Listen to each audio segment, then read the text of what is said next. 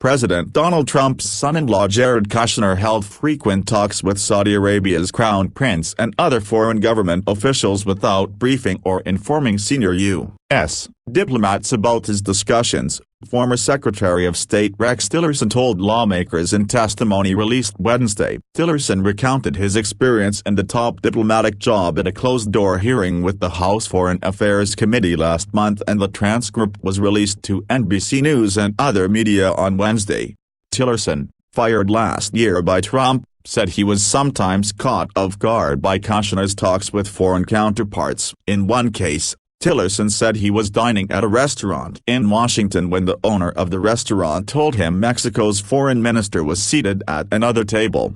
"I walked back, and Mr. Kushner, and I don't remember who else was at the table, and the foreign secretary were at the table having dinner," Tillerson said, "and I could see the color go out of the face of the foreign secretary of Mexico. I smiled big, and I said, 'Welcome to Washington,' and I said, 'I don't want to interrupt what you all are doing,' I said, 'Give me a call next time you're coming to town,' and I left it at that." Tillerson said the Mexican foreign minister was operating on the assumption that everything he was talking to Mr. Kushner about had been run through the State Department and that I was fully on board with it, and he was rather shocked to find out that when he started telling me all these things that were news to me, I told him this is the first time I'm hearing of it. Tillerson also said Kushner once asked him to meet the Saudi official to brief him on discussions that Kushner had held with the Saudi government about bolstering the U.S.-Saudi relationship.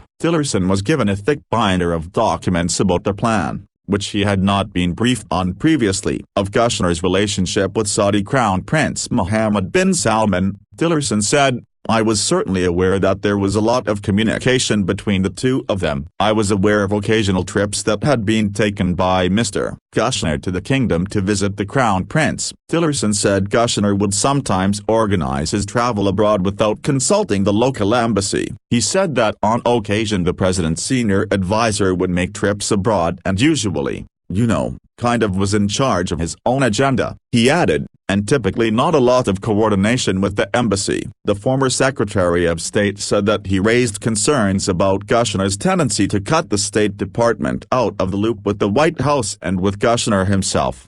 He said he would try to do better, Tillerson said, but not much changed. Tillerson said he was blindsided by the decision by Saudi Arabia, the United Arab Emirates and other Gulf states to impose a blockade on Qatar in June 2017, and by President Trump's tweet that praised the move.